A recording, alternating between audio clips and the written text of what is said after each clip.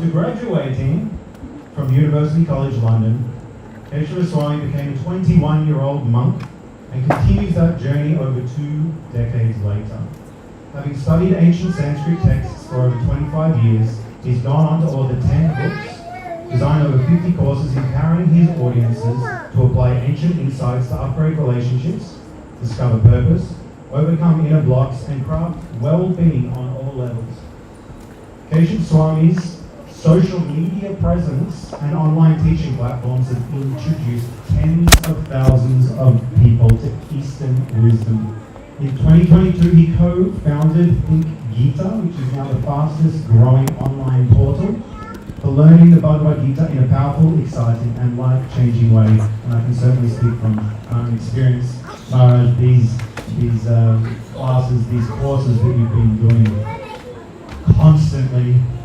But for these last few years, since I've been, a couple of years, I've been listening anyhow, it's been very transformative for myself, and I know many of us here too. Nowadays, he's a globetrotter, teaching an eminent academic institution, Fortune 500 companies, government organizations, and spiritual communities like this here, Govardhana. He remains a thought leader on cutting edge, inspired to share wisdom that breathes, not just book knowledge, but deep spiritual insights that transform character and consciousness. So please join me by giving a big Haribo!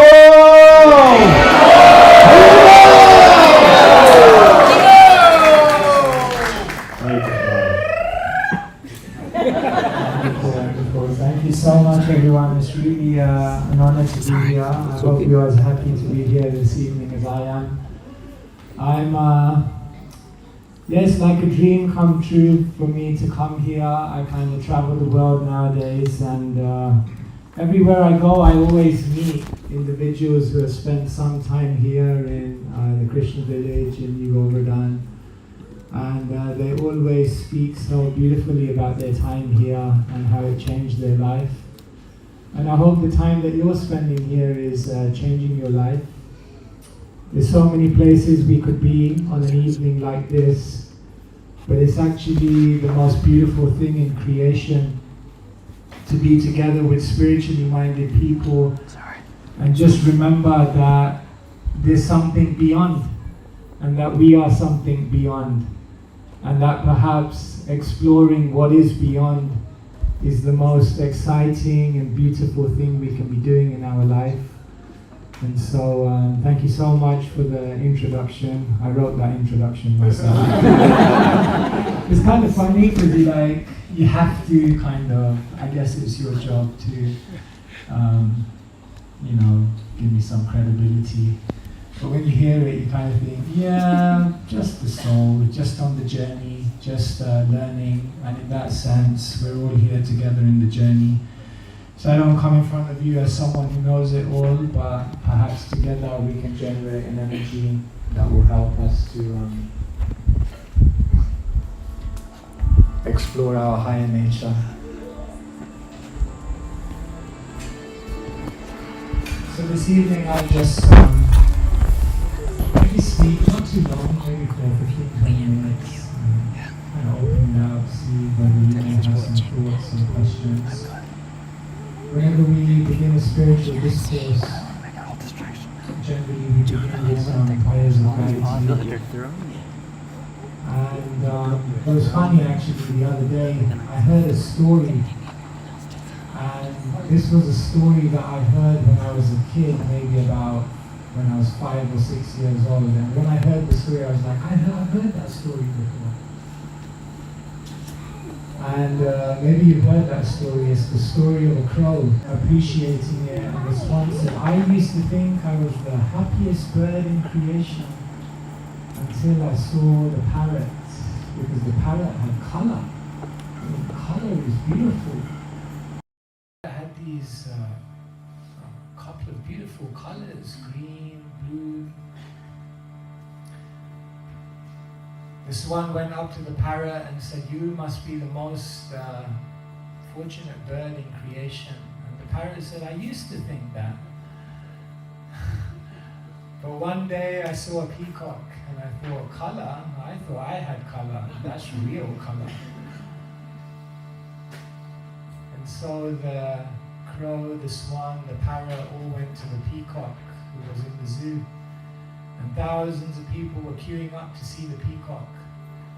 And they said, "You are the most fortunate bird in creation. And don't lie to us, don't make it up, because thousands of people are coming to see you." And the peacock said, "I used to think that. But nowadays I look around and I see that the peacock, the swan, the parrot, they're all in a cage. And there's only one bird which is free. And that bird is the crow." And so nowadays I think, I'd love to be a crow. And so I heard this story the other day, and I heard it when I was a kid. And what occurred to me is that the story made sense when I was a kid, but I think after 30 years I'm kind of realizing its depth a bit more. Truth is actually simple. Einstein said you'll know the truth because it will have two characteristics. It will be simple and it will be beautiful. So truth is actually simple and beautiful, but sometimes it takes a long time for us to understand it. So this is a story about gratitude. We tend to overvalue what we don't have, and we undervalue what we do have. And so these prayers of gratitude really help us to appreciate that wherever we're in life, it's perfect. Om Ajnana Timirandhasya Jnananjana Shalakaya Chakshurmilitam Tasmai Shri Gurave Namaha. Om Ajnana Timirandhasya Jnananjana Shalakaya Chakshurmilitam Tasmai Shri Gurave Namaha. Om Ajnana Timirandhasya Jnananjana Shalakaya Chakshurmilitam Tasmai Shri Gurave Namaha.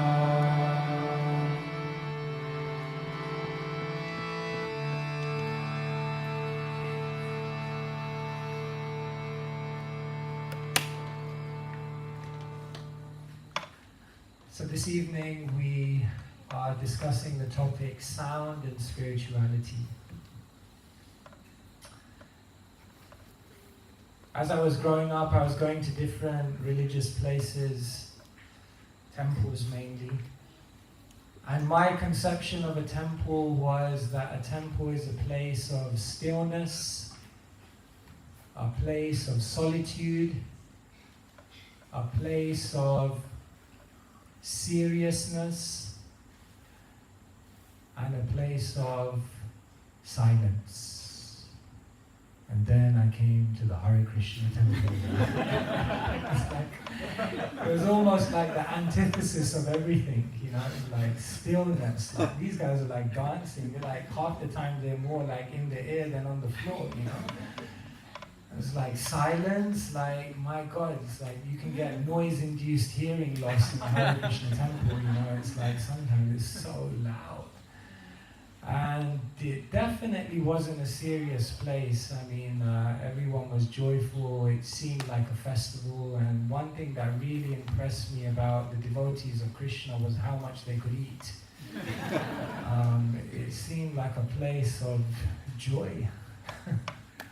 So it was almost like it was kind of mind-blowing to think of spirituality in these terms.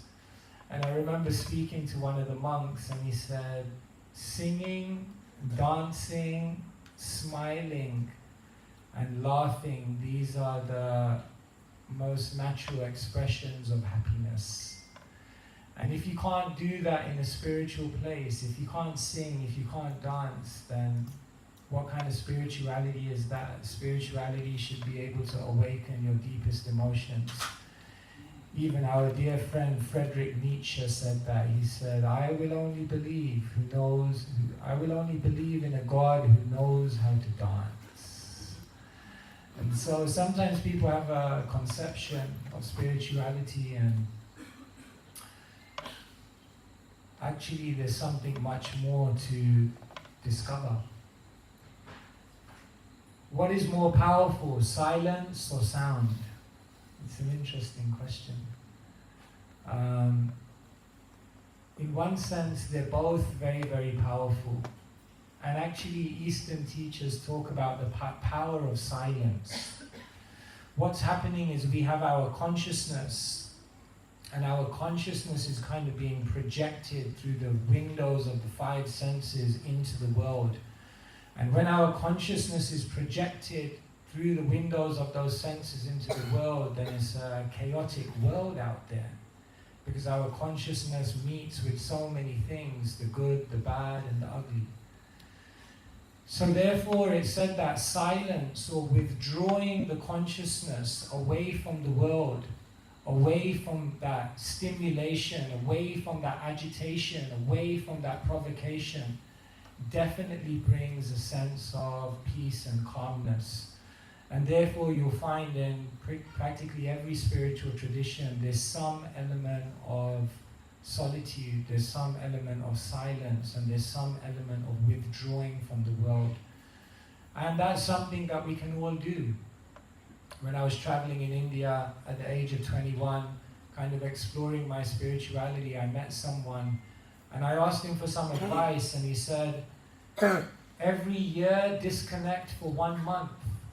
Every month disconnect for 1 day. And every day disconnect for 1 hour. Disconnect to connect. I was like, you should be on TEDx. It was kind of nice, it was snappy, it was practical, and as I tried to apply and live that in my life, I found it was also incredibly powerful as well. So there's definitely something to be said for withdrawal, for silence, for solitude, and for embracing that. Nowadays people are afraid of solitude because they think being alone means being lonely.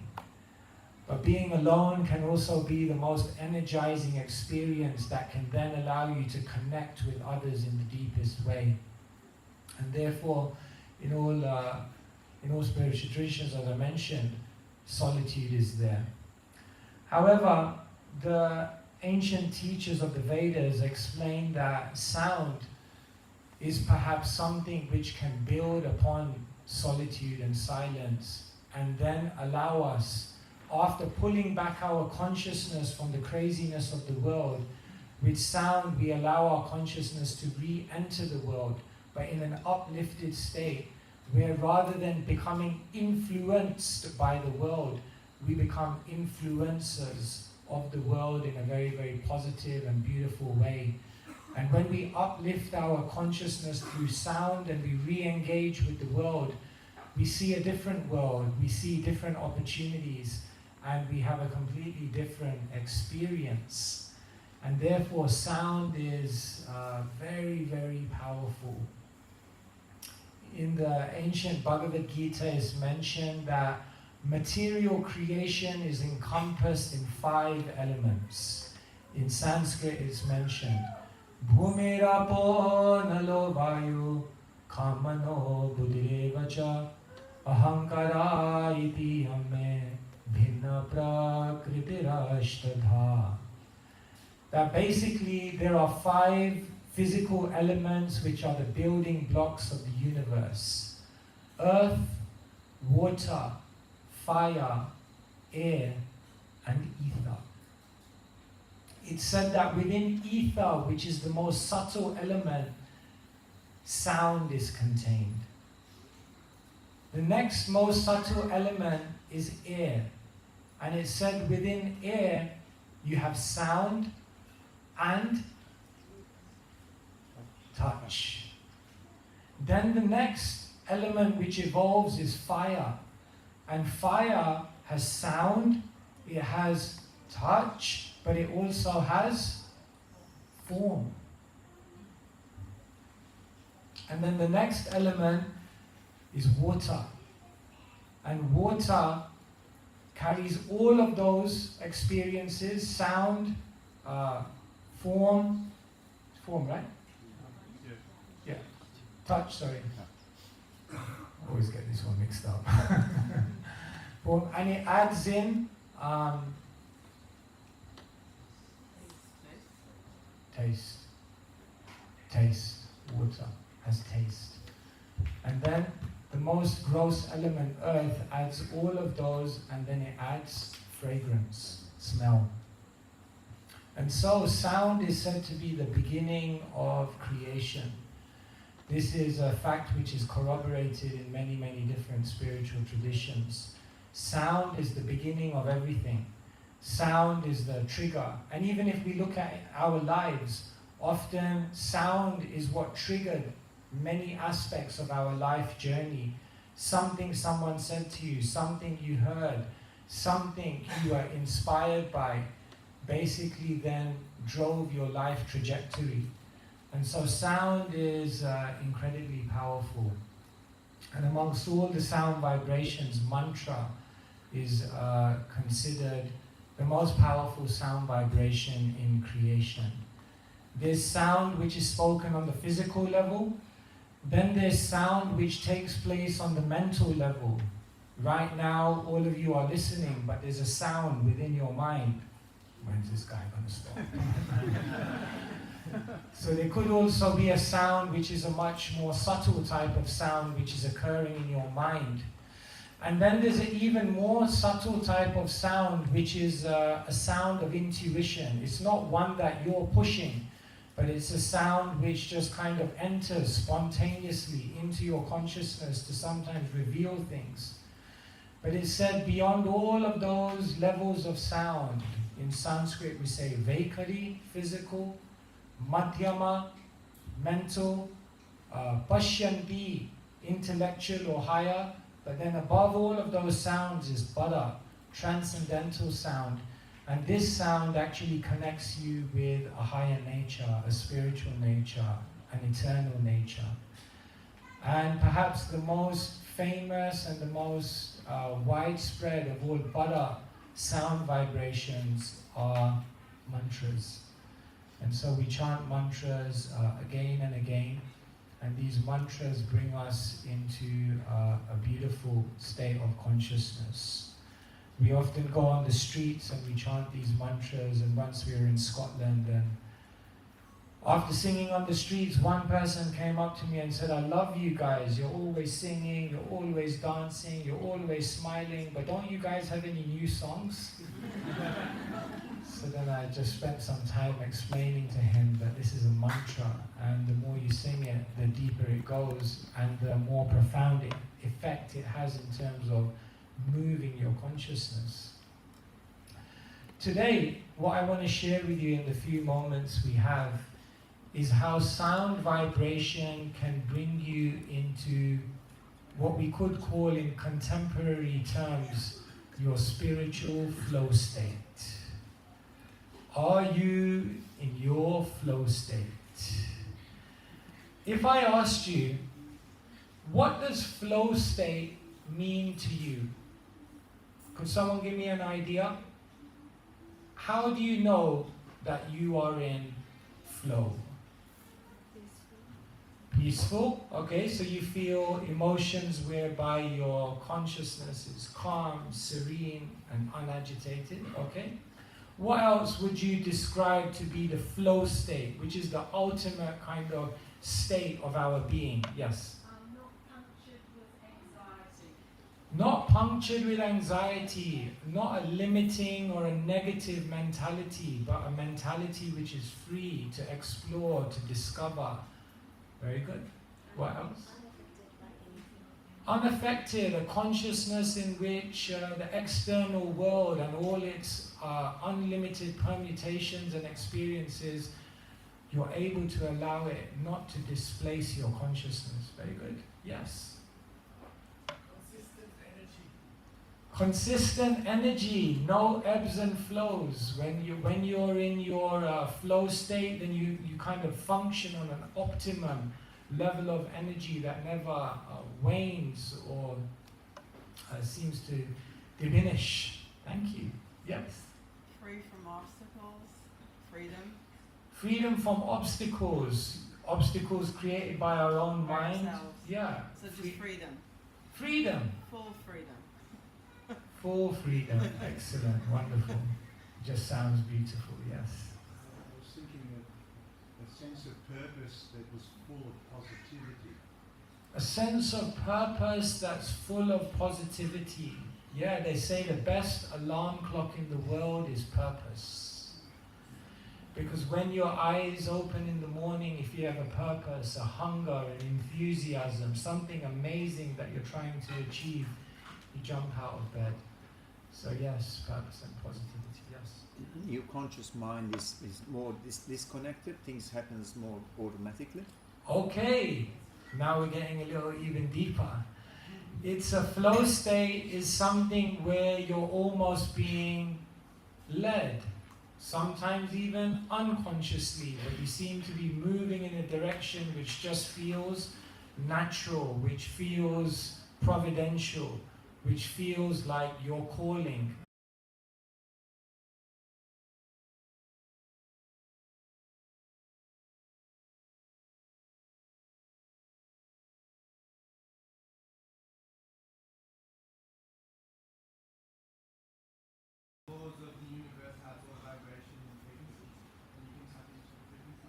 Okay, so yes, there are energies in the universe, there are vibrations, there are frequencies, and as we come into flow state, we can benefit and align ourselves with certain energies which take us to where we want to go. Right, yeah, I'm just getting ideas for my next presentation, so please continue. I'll credit you. Yes. There's rivers and creeks, and they flow from maybe at the tops of the mountains, or they flow from the oceans, and they have this, like they keep flowing and flowing and flowing until they get to the merge with the ocean. They don't stop till they get there, and it never ends. It's like it's all when you see a river constantly flow, Yeah. so it never stops. And similar to how maybe it's an analogy to how we. It's not a destination, it's a journey kind of thing. Yeah. When you're in flow state, you're not constantly meditating on a destination. When we're not in flow state, we're constantly meditating on an end or a goal or a final conclusion. But when you're in flow state, you're kind of almost just flowing. You're just happy with the journey that you're on, and that in itself is its reward. That's so beautiful. Yeah, thank you so much. Yeah, there's an ancient Sanskrit verse like that in the Gita. Brahma Buddha prasannatma na sochati na kankshati. That when one is established on the spiritual platform, then they're not constantly gravitating or lamenting for the past or hankering for a future, but in the moment, the power of now.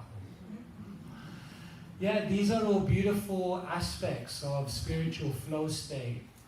What we'll find is that in the world today, contemporary writers will talk about ancient principles and use it and describe it in certain terminology, and these things have also been explored by the sages.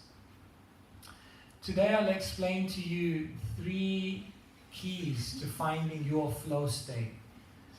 And the reason I'm sharing these keys with you is because spiritual sound can actually help you on a subtle level to actually do these 3 things. And when we do these 3 things, then what happens with the help of spiritual sound, then what happens is we find a divine flow in our life. All of us are here, we're in this world, and according to Eastern wisdom teachers, it's not by chance. We each have something to do here. And so the first step in finding your spiritual flow state is to find your dharma. Dharma is a Sanskrit word. In modern English, we would probably call it purpose, or meaning, or calling, or your vision for your life. Each person is individual. Each person, as Einstein said, is a genius. But if you convince a fish that it has to climb a tree, it will live its whole life thinking it's a failure. And so the first step in finding spiritual flow is we have to first know, what is my unique purpose? Too often we try to copy someone else's life. Imagine you're in an exam and you felt like you hadn't revised, but you ended up sitting next to the cleverest person in the class and thought, well, it must be arrangement. And in the exam you then went on to copy every single answer on their paper, and you came out of the exam hall thinking you aced it, only to find out that everyone had a different question paper. Perhaps some of that is what happens in our own life. We tend to, there's such a tendency within each one of us to try to imitate, to try to in some way emulate someone else's life. Yet the Bhagavad Gita and ancient Sanskrit texts teach us we each have our own purpose, our own dharma. So the first step in finding spiritual flow state is to find your dharma. And the interesting thing is that we each have two dharmas. In Sanskrit, one dharma is known as a swadharma, and another dharma is known as a sanatan dharma. A swadharma means your purpose in this life, and the sanatan dharma means your purpose in eternity. And therefore, both of those dharmas can be integrated, and when they are understood and followed, then one achieves their greatest potential. The second step in finding your spiritual flow state is to deepen your selflessness. Purpose or dharma is never selfish. So the goal of life is not just to know the unique abilities that you have and to follow those, but once you know those things that you're meant to do in this world, to somehow direct it towards beautiful contribution in the world. We earn a living by what we get, but we earn a life by what we give. And therefore, when we deepen our selflessness, then we move closer towards our spiritual flow state, because there's no greater feeling of contentment, joy, and happiness in life separate from making a contribution to other people's happiness. And so the second aspect of flow state is to deepen your selflessness. And the final step in finding your flow state is, once you've found your purpose, once you've deepened your selflessness and you're using your purpose in contribution, the third step, which is perhaps the most mystical, is to align with the divine. Because what will happen is every single day opportunities will open up. Every single day you'll encounter people. You'll go through events, experiences, and emotions. And you know what? Nothing's random. Everything is a calling. Everything is a lesson. Everything is an invitation to move towards what you're meant to do in this life. And so, to align with the divine means to understand that there is a calling for me. There are certain arrangements and opportunities opening up for me. And when I don't ignore those, sometimes in our life we feel like something is opening up for us. And we're kind of like, sure, that this is what I'm meant to do, this is what I'm meant to follow. But there's something in us which hesitates, something which within us which holds us back, and some inhibition. And when we align with the divine and we open our hearts to those plans and follow them without hesitation, then we enter into spiritual flow state. Now, the beautiful thing about sound, remember I began the talk by talking about Einstein, who said, "You know the truth because it's beautiful and it's simple." Singing mantras and sounds are simple, they're very, very beautiful, and they're incredibly powerful, because by connecting with sound vibration, you come in contact with your original nature and you find your purpose. Not just that, but you purify your consciousness and therefore you deepen your selflessness. We're living in a world which is based around selfishness. And so the mantra purifies the consciousness and brings that selflessness in. And the sound, the mantra, perhaps in its deepest sense, helps us to actually communicate with divinity. It helps us to actually hear divinity. And then what happens is we become much more empowered to align with the divine. And when we do these three things, then what happens is we find our spiritual flow state. And then all the things that all of you mentioned which characterize flow state, we actually experience in our life. And so, spending time every single day to disconnect, but not just be silent, to utilize spiritual sound, to find our purpose, deepen our selflessness, and align with the divine. If we take that time every single day, then we'll find that life becomes like a transcendental drama. And amazing things, magical things, mystical things, moving things, memorable things begin to happen. Because we are spiritual beings, and there is a spiritual plan that each one of us are meant to enter into. And that is the invitation of the sages of the East through their teachings in ancient scriptures like the Vedas. So these were some thoughts I wanted to share with you about spirituality, sound, and finding your flow state. I think we have still a little bit more time, is it? Yeah. I guess at this stage I just wanted to kind of open it up and see whether any of you may have any questions, any comments, any reflections, or perhaps anything I said that you'd like to know perhaps more about. Yes? Hare Krishna Maharaj. You can say that in this day and age, in Kali Yuga, most of our suffering comes from within. Yeah. So in this day and age, in Kali Yuga, most of our suffering, true suffering, comes from within, from the mind. And out of all of that, probably you can say that fear is the most stabilizing and predominant fixation of the mind, trying to hold on to what we hold dear and trying to avoid at any cost what we don't like.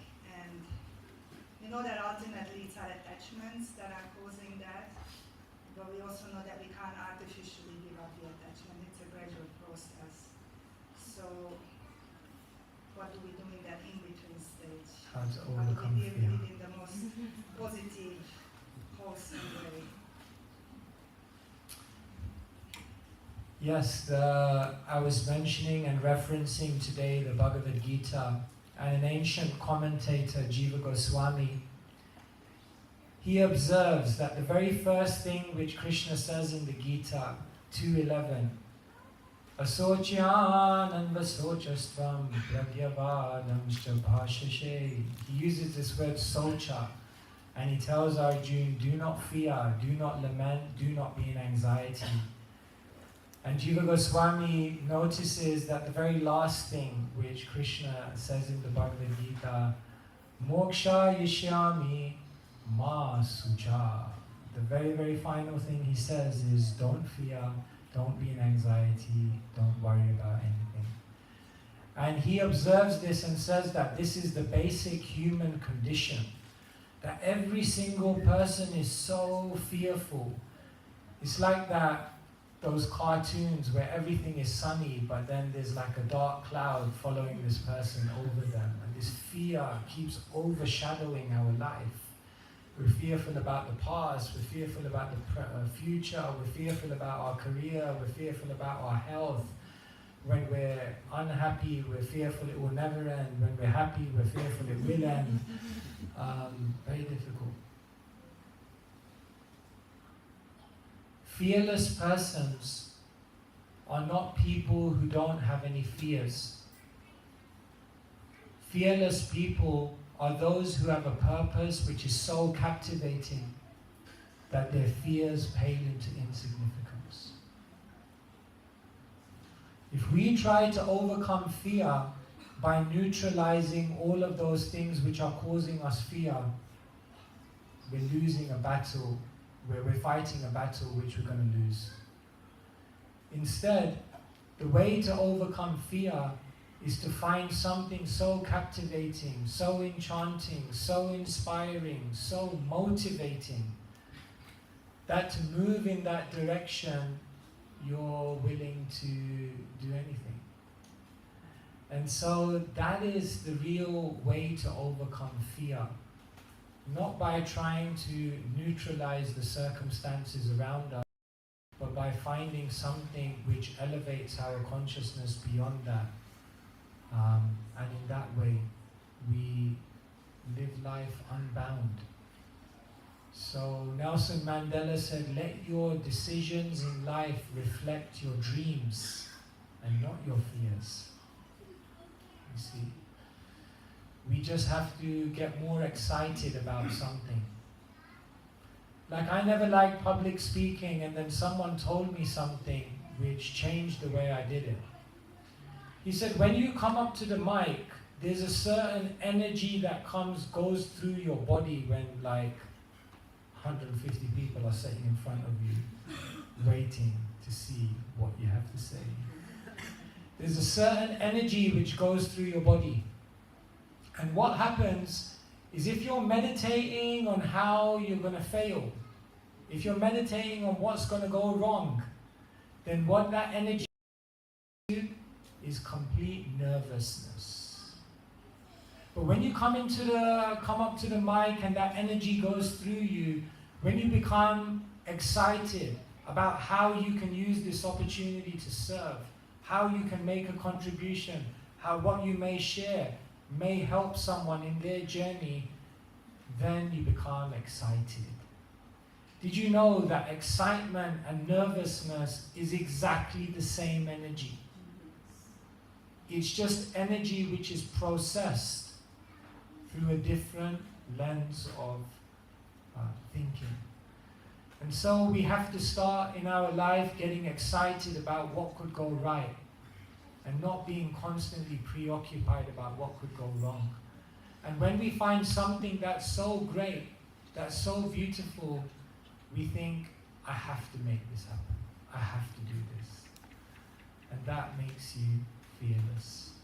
And so, fearless people are people who have a purpose that's so great that their fears pale into significance. No worries. Some ideas, so much more could be said on that, but thank you. Thank you so much. Is that a hand? Yes? Yes. You were talking about how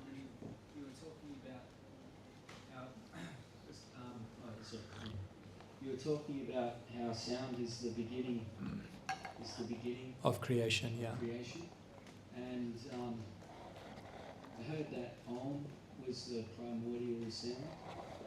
What does that mean? Do you know what primordial sound means? Because I heard that was Om. Yeah. So, do you know much about that? Is it the Bhagavad Gita? Yeah. It says Om. Krishna is Om. And, Yeah, thank you so much. Yes, Krishna says that of sound vibrations I am Om.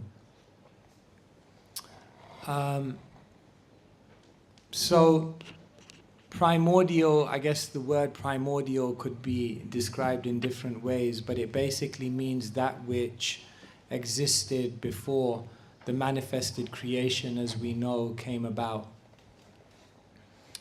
And so, according to the Vedic teachers, time is cyclical. Time is not linear. There's not a beginning and an end, but it simply goes through cycles of manifestation, and then maintenance and eventually destruction. So just like we have the seasons in a year, the cosmos also goes through different cycles of creation and destruction. And so it's mentioned that divinity, God, Krishna, exists beyond all of that time frame. And sound is the first ingredient which then triggers the rest of the material elements to then come about in the world. So I mentioned 5 of the elements: earth, water, fire, air, ether. And then there are said to be 3 subtle elements: mind, intelligence, and ego. Added to that are 5 senses, 5 sense objects. Like this, there's said to be 24 building blocks of creation. But yes, Om is the sound representation of divinity. It's said that divinity, Bhinnatvan nama namino, is mentioned in Sanskrit. Divinity is not different from the name. The name and the personality are actually completely identical. And so in the form of sound vibration, divinity triggers creation, which is then described element by element like that. Some idea. Thank you. Yes. Okay, yes. Hare Krishna Maharaj. I just wanted to say a little thing about fearless. Srila Prabhupada was once asked, what do you feel when you chant Hare Krishna? And he said, when I chant Hare Krishna, I feel fearless. So that was how Srila Prabhupada found his purpose, I suppose. Yes, thank you so much. Yeah, when we, as mentioned, Bhinnatvan nama namino, that the name of God and God are not different. So when you chant the name of God, chant the name of divinity, then what happens is you feel the presence, you feel the connection, you feel the shelter of that divinity. Sometimes they say, don't tell God how big your problems are, tell your problems how big God is. And so in that way, to feel fearless, that's why this sound is such an accessible way to come in contact. Otherwise, sometimes that person, that divine person, seems very, very far away. And so in Eastern theology, we understand that divinity is transcendent, but also immanent. In many theologies in the world, the idea is that there's a God, but God is far away, and He's in another realm, He's in another dimension. But the Vedas explain that God is not just transcendent, but God is also immanent, accessible, and can be interacted with in our present condition. And sound is said to be that way by which we can make that contact. Yeah, thank you so much. Yes, I see a few hands here.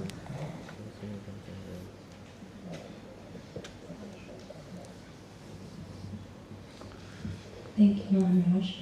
When you're talking about those 3 steps, does it have to be like following in that order, or are you able to maybe connect with the divine as a way to find your purpose?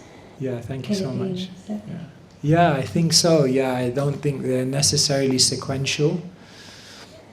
Of course, they are sequential in the sense that once we know our purpose and we know where we want to engage our energies, then we can then work on how we want to do that in a selfless way.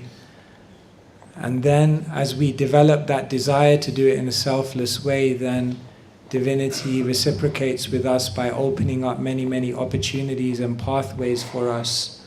So in one sense we can say there is a connection between them in that order.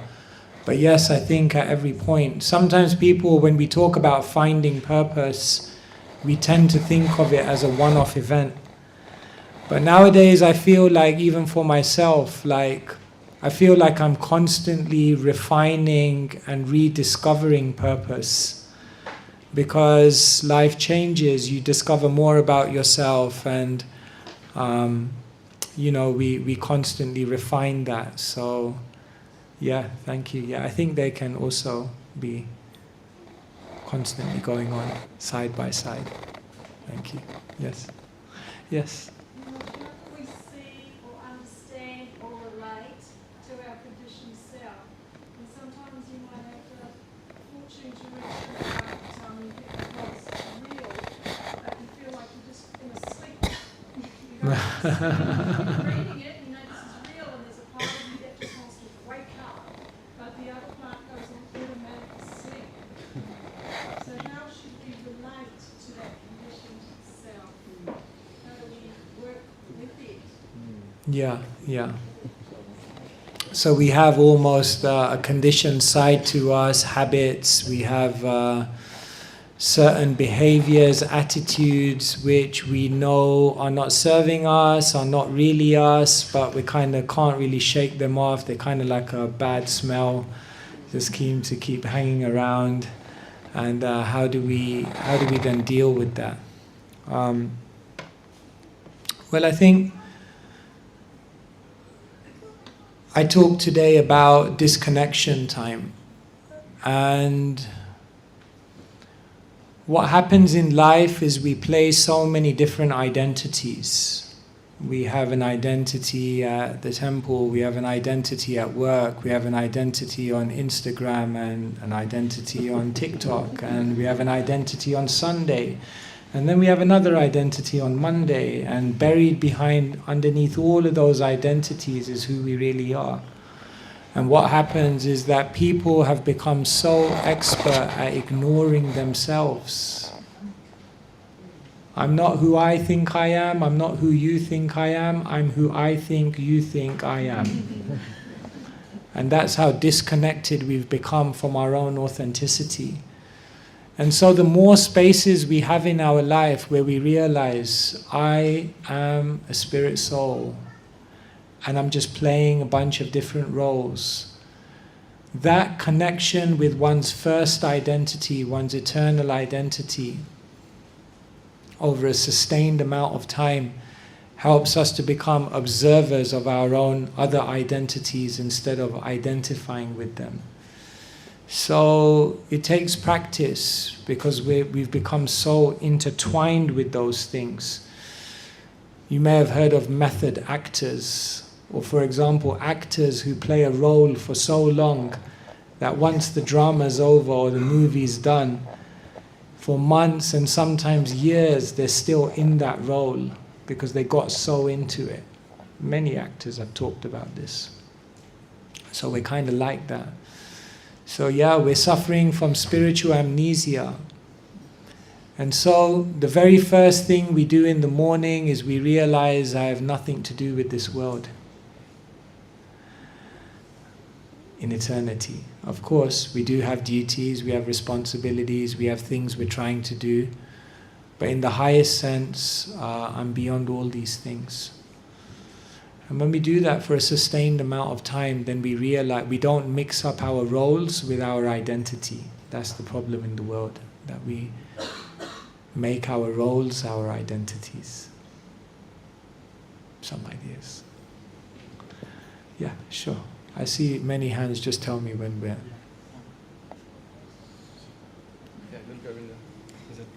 Yeah. The little guy gets the priority.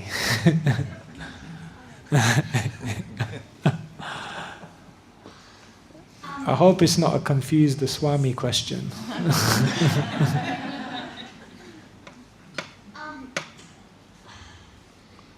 Do you think if we have time to disconnect more, do you think we should disconnect more?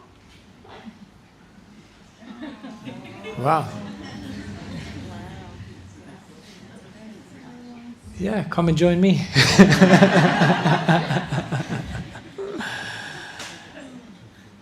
Yeah, if we have time, then we can. But the goal of life is not just to be disconnected from the world, actually.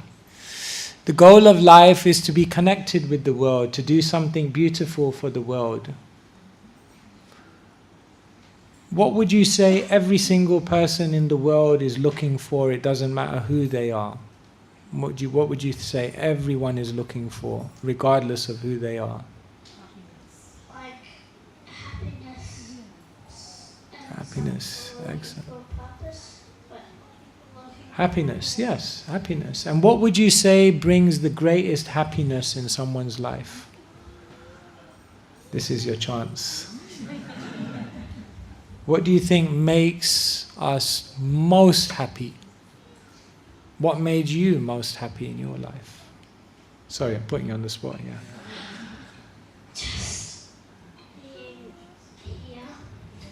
Being here? Oh, okay, wow, excellent. You mean in New Govardhana and with all these beautiful people? Excellent. Thank you. Yes, being here with this community, with all these people.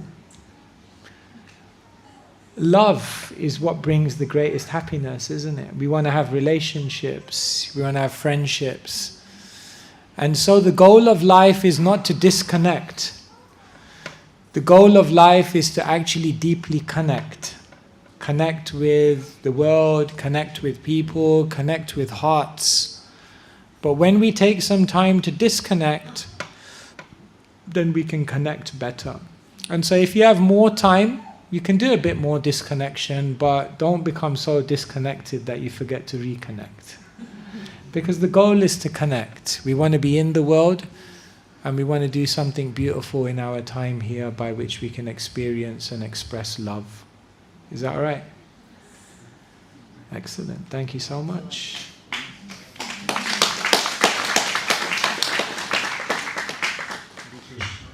Hare Krishna. Hare Krishna. We've seen the world today through music, through cinema, that many people are attached to negative sound vibration, negative sound. How does one get a taste for higher sound in the world that we live in today? Yeah, different sounds stimulate us in different ways. And therefore people, it's interesting, many people are just looking to be stimulated. Why would someone pay money to go and watch a horror movie? Like sometimes you think about that, no? Like, why would you pay money to get just get scared? Interesting. People pay them that. Because actually what most people are looking for is some kind of stimulation. So it's explained that there is an unstimulated state, almost a boredom, a dullness. And then we look for things which at least stimulate something. But higher than that, as I said, the highest emotions that we're looking for are love and connection and inspiration and reciprocation with others. And therefore, what we'll see is that when we interact with spiritual sound vibration, not only does it stimulate us, it makes us, I tell people, it brings purity, it brings power, and it brings purpose. That's what spiritual sound vibration does. It brings purity. You become the best version of yourself through spiritual sound vibration. It brings power, because what you do is, through that spiritual sound vibration, you connect with divinity, and then you become an instrument in the hands of the most powerful. And it brings purpose. It helps you to remember who you really are and what you're doing here. And when you live according to your purpose, then everything makes sense. So the sounds of this world may stimulate us, but they don't bring purity, they don't bring power, and they don't bring purpose. Or if they do it in a very temporary way or a very limited way. And so that's the great opportunity of spiritual sound. But we also have rock bands that chant the mantra as well, if you're into it. Shelter and all such. Thank you, Maharaj. Regarding the Dharma, especially for devotees, with all the different potential service and activities that we have, how do you actually practically identify what's the best thing? What's your Dharma? How do you actually find your purpose? I think it begins with some analysis and some observation of oneself. What are your strengths? What are your weaknesses? What kind of activities do you do that make you lose track of time? What activities are just effortless for you? What activities do you do that generally people tend to appreciate that you've done?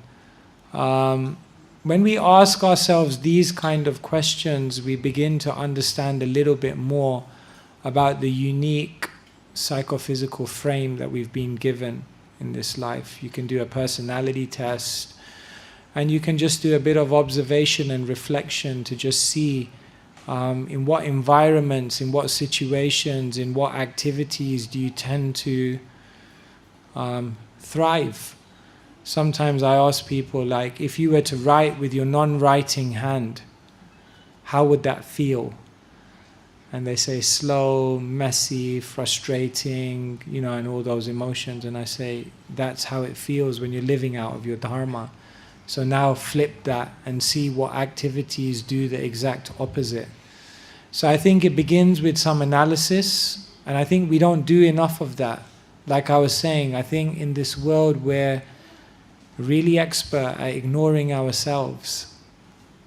I think the second thing is to ask.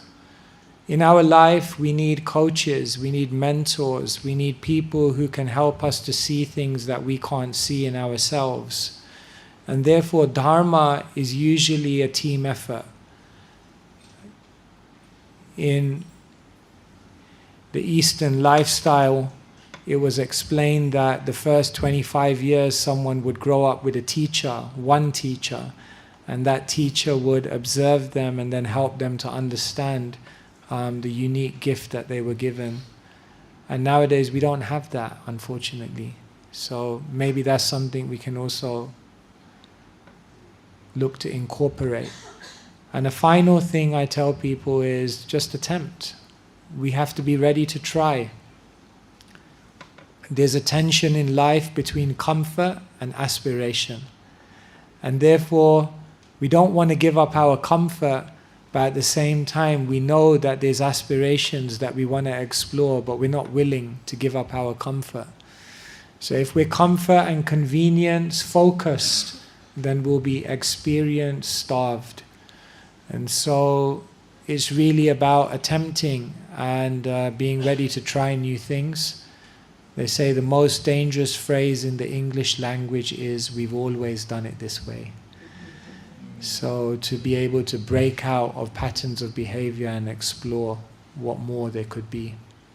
So analyze, ask, and attempt.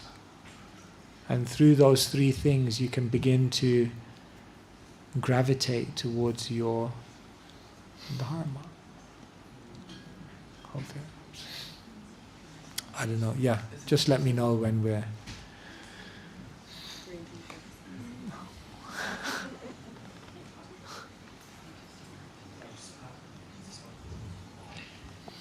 Testing? Yeah, well, there you go. Testing, yeah. Thank you. Thanks for your time. Following on from the last question about Dharma, would you say there's more importance to focusing on your Dharma in the material world or in the spiritual world? Or do you need an equal balance between both of them to get, I guess, overall satisfaction from life? Yeah, thank you so much. Cheers. The Bhagavad Gita is a conversation which takes place on the battlefield. And that's really, really interesting, because the battlefield is a place where the immediate is super important, because in a moment everyone's going to start battling and you need to know what to do. But a battlefield is also a place where the ultimate becomes very, very important, because at any moment anyone could die. So the battlefield is very, very interesting, because it's the place where the immediate and the ultimate both hold an equal amount of concern. And so Krishna explains in the Bhagavad Gita that the most dynamic life is when we're simultaneously awake to both at every moment. When we do our duty in this world or our dharma in this world, we always couch it within the bigger understanding of where we're heading. And when we think of the bigger journey in which we're heading, we always temper it with understanding, what am I meant to do now? Both go hand in hand. And so yes, both require as much energy, as much attention. And the ideal life is the life in which both are actually integrated. There's a way in which to do your purpose in this world so that you're fulfilling your responsibilities and making your contribution and simultaneously advancing your spirituality. The Bhagavad Gita will tell us, don't just be a husband, be a spiritual husband. Don't just be an entrepreneur, but be a spiritual entrepreneur. Don't just be a mother, but be a spiritual mother. Don't just be an artist, but be a spiritual artist. In other words, when we aim our dharma towards spiritual pursuits, then we combine and do both simultaneously. Does that help? Thank you. One last question. All right, yeah, sure. So Maharaj, you touched on transformation and becoming fearless. I remember a class you gave some time ago, you were describing yourself when you first moved into the temple as very introvert. That's how you described yourself.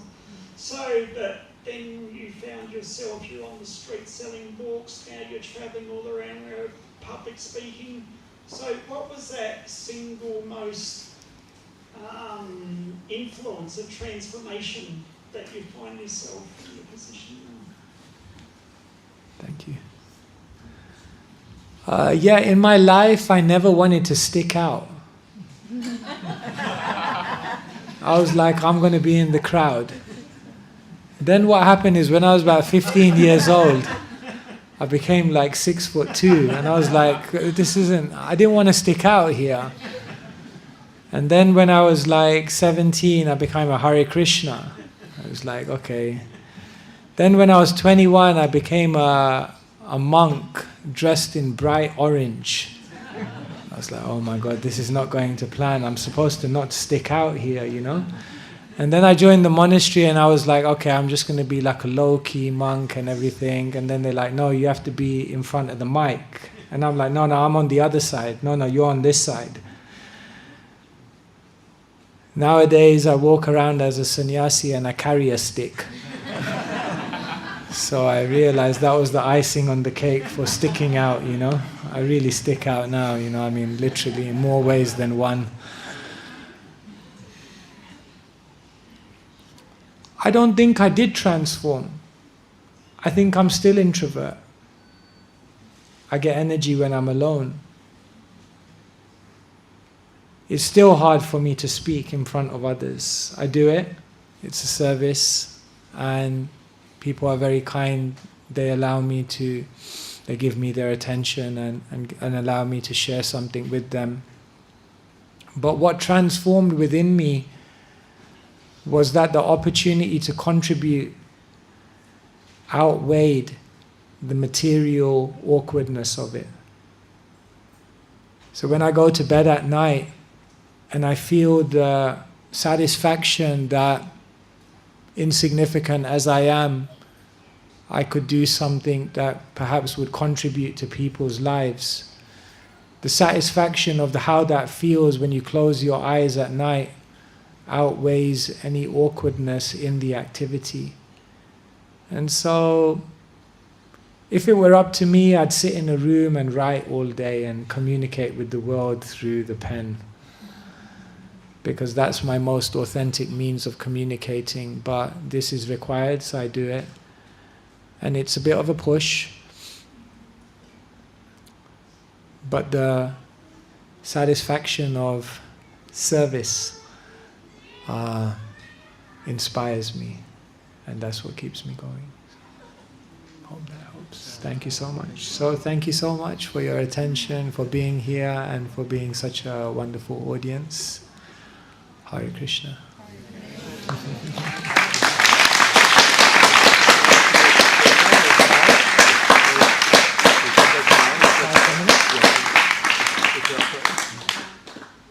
So maybe we can sing for 5-10 minutes? Or would you, is it? Or? Yeah, if you like. All right.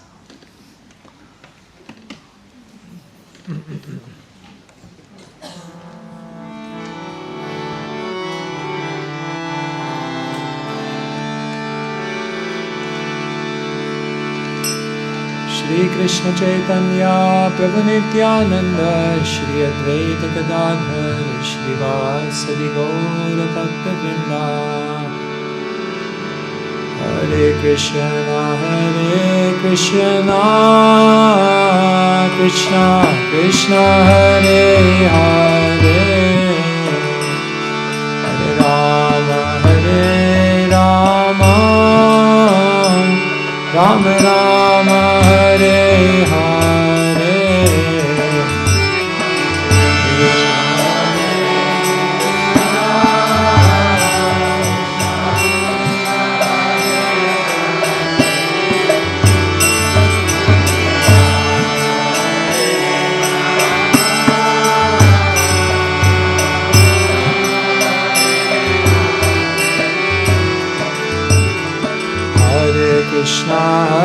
Krishna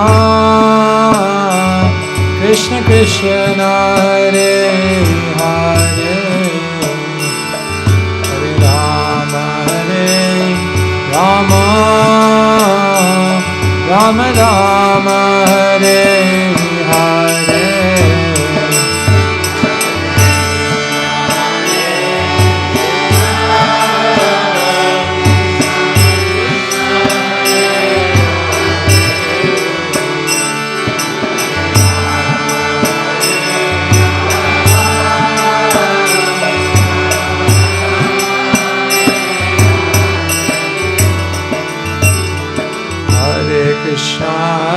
Krishna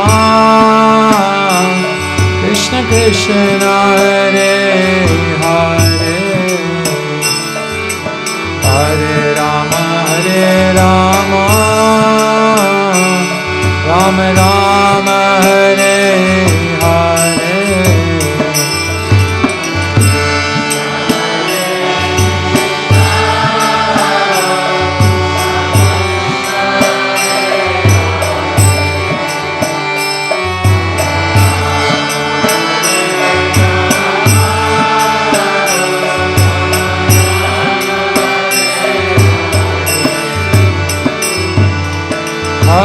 Hare Krishna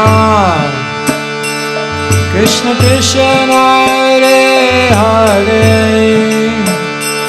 Hare Rama Rama Rama Hare Hare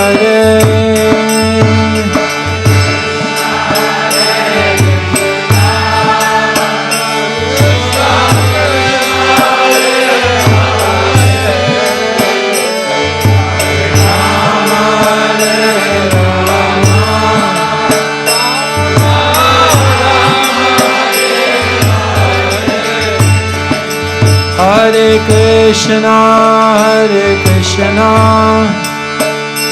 Krishna Krishna Hare Hare Hare Rama Rama Rama Hare Hare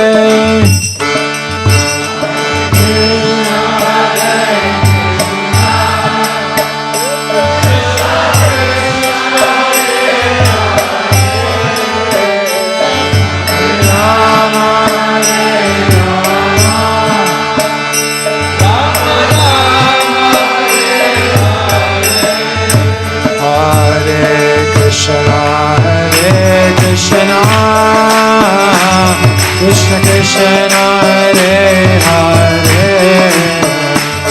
Hare Rama Rama Rama Hare Hare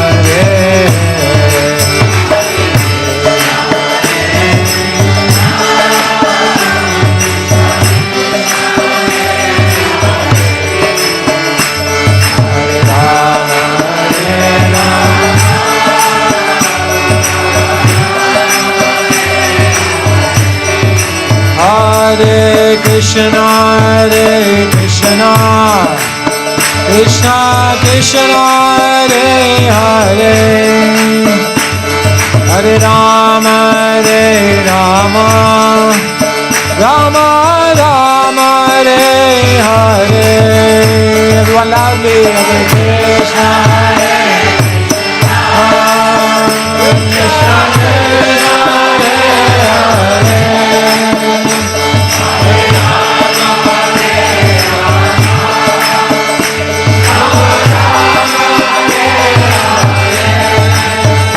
Hare Krishna, Krishna Krishna, Hare Hare, Hare Rama, Rama Rama, Hare Hare, Hare Krishna.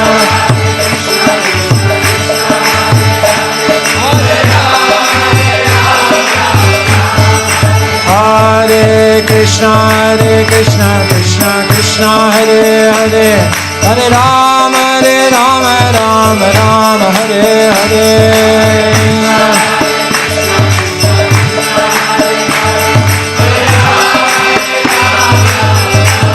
Hare Krishna, Krishna Krishna, Hare Hare, Hare Rama, Rama Rama, Hare Hare.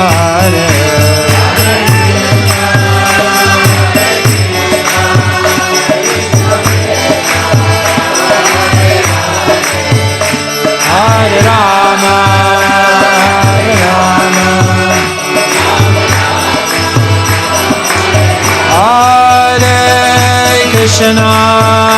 Hare Krishna, Krishna Krishna, Hare Hare, Hare Rama,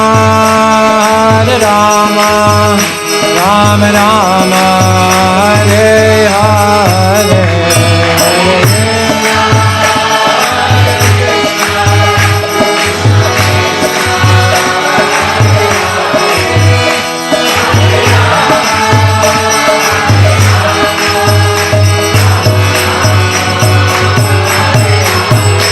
Been sitting down for a long time, so if you like you can stand up, stretch your legs, dance, let go, align with the divine.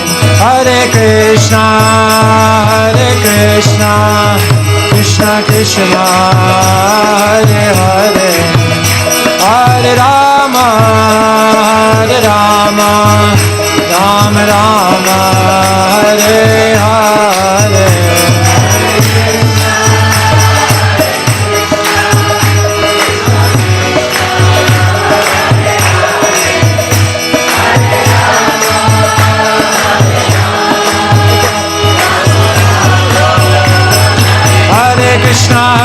Krishna, Krishna Krishna, Hare Hare, Hare Rama, Rama Rama, Hare Hare.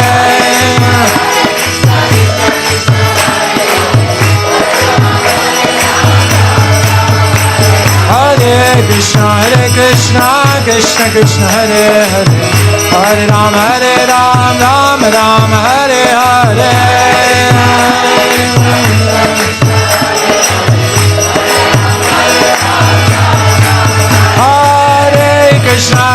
Krishna, Krishna Krishna, Hare Hare, Hare Rama, Rama Rama, Hare Hare.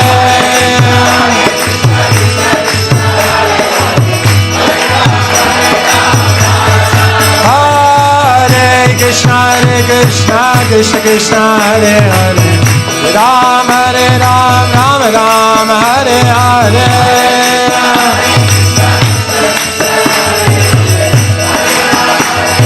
Hare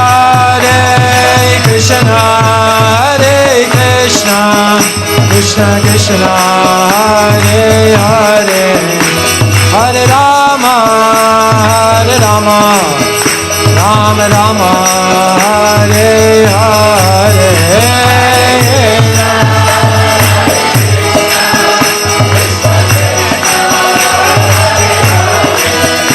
Hare Rama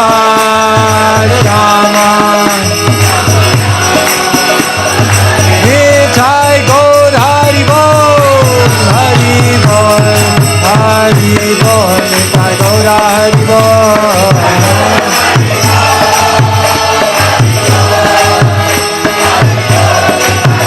Jaya Jai Prabhupada Prabhupada Prabhupada Jaya Jaya Prabhupada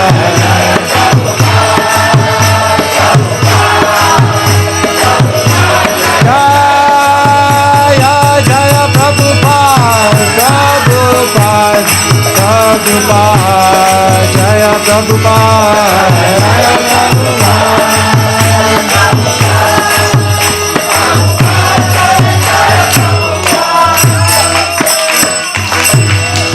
Janitai Gaur Premanande Hari Bol.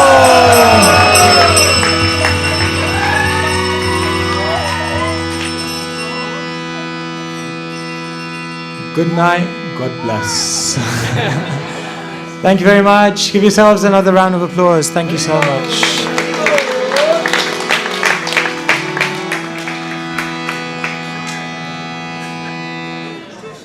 Oh, that was too short. It's 5 minutes. That's not working. Thank you everyone for coming. Maharaj is getting pretty prolific with books and writings of the books about these subjects, many topics. We have 4 different varieties of books on the table as you exit, so you're welcome to have a look, and they're for purchase also. So thanks again for coming. Hare Krishna. Maharaj, thank him also. Big Hari Bol. Keshava Swami.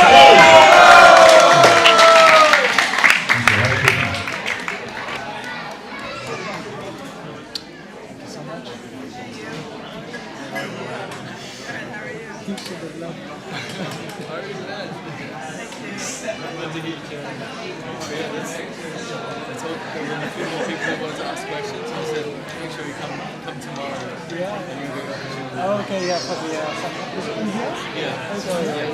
Very good, Maharaj. Hare Krishna. Yeah, I just wanted to say something. This is Monique. She's coming to London. Oh,